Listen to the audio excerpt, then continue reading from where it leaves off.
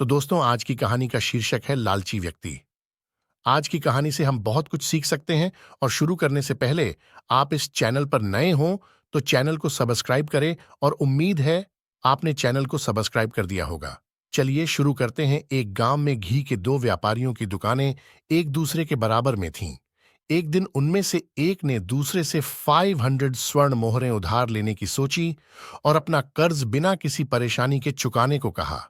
लेकिन जब कर्ज वापस करने का समय आया तो उसने ऐसा करने से मना कर दिया। उसने यह भी स्वीकार करने से मना कर दिया कि उसने उससे रुपये उधार लिए हैं। वह व्यापारी जिसने धन उधार दिया था, वह न्याय के लिए बादशाह के पास गया। बीरबल को हमेशा की तरह न्याय करने को कहा। बीरबल ने दोनों को बुलवाया और दोनों की कहानी सुनी। बीरबल ने दोनों से 10 दिन का समय मांगा और दोनों व्यापारियों को घर भेज दिया।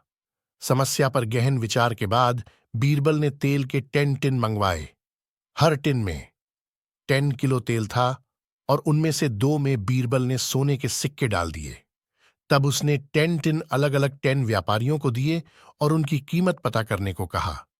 उन्हें वे टिन घर ले जाने और 3 दिन बाद वापस आने को कहा। बीरबल ने सोने के सिक्के वाले दोनों बर्तन घी व्यापारियों को दे दिए। वह व्यापारी जिसने धन उधार दिया था, वह ईमानदार था और उसने सोने का सिक्का लौटा दिया। लेकिन उसके बेईमान पड़ोसी को सिक्का मिला तो उसने उसे अपने बेटे को दे दिया। निश्चित दिन पर सभी 10 व्यापारी तेल लेकर बीरबल के पास आए और उन्हें मूल्य के बारे में बताया। बीरबल ने उस व्यापारी के टिन को ध्यान से देखा जो अपना कर्ज नहीं चुकाना चाहता था, और यह भी देखा कि सिक्का गायब होने के साथ उसमें से कुछ तेल भी कम था। जब बीरबल ने इस बारे में पूछा तो व्यापारी ने जवाब दिया कि जब मैंने इसे परखने के लिए गर्म किया होगा, यह तब कम हो गया होगा। बीरबल बोले, अच्छा, यह बात है, चलो मैं देखता हूं, मैं अभी वापस आता हूं। ऐसा कहकर वह अंदर गया और अपने एक नौकर को उस व्यापारी के घर जाकर उसके पुत्र से सिक्का लाने को कहा। बहुत जल्द वह लड़का सोने के सिक्के के साथ दरबार में आ गया और तुरंत उससे बीरबल ने पूछा, क्या तुम वे 5 सिक्के लेकर आए हो जो तुम्हारे पिता को तेल में मिले थे?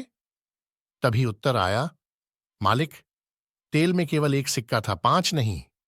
बीरबल ने तब व्यापारी से कहा, जब तुम एक सिक्के के लिए बेईमानी कर सकते हो जो मैंने तेल के डिब्बे में डाला था, वो इसके साथ तुमने उसमें से कुछ तेल भी निकाल लिया और गर्म करने के कारण तेल कम होने का बहाना बना दिया, तब तुम 500 सोने के सिक्कों के लिए सच क्यों बोलोगे जो तुमने पड़ोसी से उधार लिए थे?